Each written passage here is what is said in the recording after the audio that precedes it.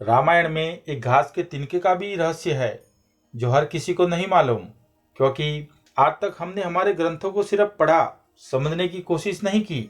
रावण जब माँ सीता जी का हरण करके लंका ले गया, तब लंका में सीता जी वट वृक्ष से नीचे बैठकर चिंतन करने लगी। रावण बार बार आकर माँ सीता जी को धमकाता था, लेकिन माँ सीता जी कुछ नहीं बोलती थी। यहाँ तक कि रावण ने श्री राम जी के वेशभूषा में आकर माँ सीता जी को भ्रमित करने की भी कोशिश की, लेकिन फिर भी सफल नहीं हुआ। रावण थक हार कर जब अपने शयन कक्ष में आ गया तो मंदोदरी ने उससे कहा, आप तो राम का वेश धरकर गए थे, फिर क्या हुआ?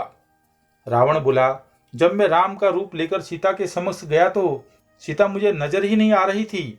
रावण अपनी समझ ताकत लगा चुका था, लेकिन जिस जगत जननी माँ को आज तक कोई नहीं समझ सका, उन्हें रावण भी कैसे समझ पाता। रावण एक बार फिर आया और बोला, मैं तुमसे सीधे सीधे संवाद करता हूँ, लेकिन तुम कैसी नारी हो कि मेरे आते ही घास का तिनका उठाकर उसे ही घूर घूर कर देखने लगती हो। क्या घास का तिनका तुम्हें राम से भी ज्यादा प्यारा है? रावण के इस प्रश्न को सुनकर माँ सीता जी बिल्कुल चुप हो गई और उनकी आंखों से आंसुओं की धार बह पड़ी। इसकी सबसे बड़ी वजह थी कि जब श्री राम जी का विवाह माँ सीता जी के साथ हुआ, तब सीता जी का बड़े आदर सत्कार के साथ गृह प्रवेश भी हुआ। बहुत उत्सव मनाया गया। प्रथानुसार नववधु विवाह पश्चात जब ससुराल आती है तो उसके हाथ से कुछ मीठा पकवान बनाया जाता है, ताकि जीवन भर घर में मिठास बनी रहे। इसलिए माँ सीता जी ने उस दिन अपने हाथों से घर पर खीर बनाई और समस्त परिवार, राजा दशरथ एवं तीनों रानियों सहित चारों भाई और ऋषि संत भी भोजन पर आमंत्रित थे। माँ सीता ने सभी को खीर परोसना शुरू किया और भोजन शुरू ही होने वाला था कि जोर से एक हवा का झोंका आया। सभी ने अपनी अपनी पत्तलें संभाली। सीता जी बड़े गौर से सब देख रही थी। ठीक उसी समय राजा दशरथ जी की खीर पर एक छोटा सा घास का तिनका गिर गया, जिसे माँ सीता जी ने देख लिया, लेकिन अब खीर में हाथ कैसे डाले, ये प्रश्न आ गया। माँ सीता जी ने दूर से ही उस तिनके को घूर कर देखा।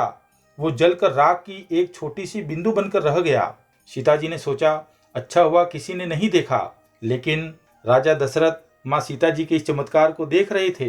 फिर भी दशरथ जी चुप रहे और अपने कक्ष पहुंचकर माँ सीता जी को बुलवाया। फिर उन्होंने सीता जी से कहा कि मैंने आज भोजन के समय आपके चमत्कार को देख लिया था। आप साक्षात जगत जननी स्वरूपा है, लेकिन एक बात आप मेरी जरूर याद रखना, आपने जिस नज़र से आज उस तिनके को देखा था, उस नज़र से आप अपने शत्रु को भी कभी मत देखना। इसलिए माँ सीता जी के सामने जब भी रावण आता था, वो उस घास के तिनके को उठाकर राजा दशरथ जी की बात याद कर लेती थी। तृणघर ओट कहत वैदेही, सुमरी अवधपति परम स्नेही। यही है उस तिनके का रहस्य।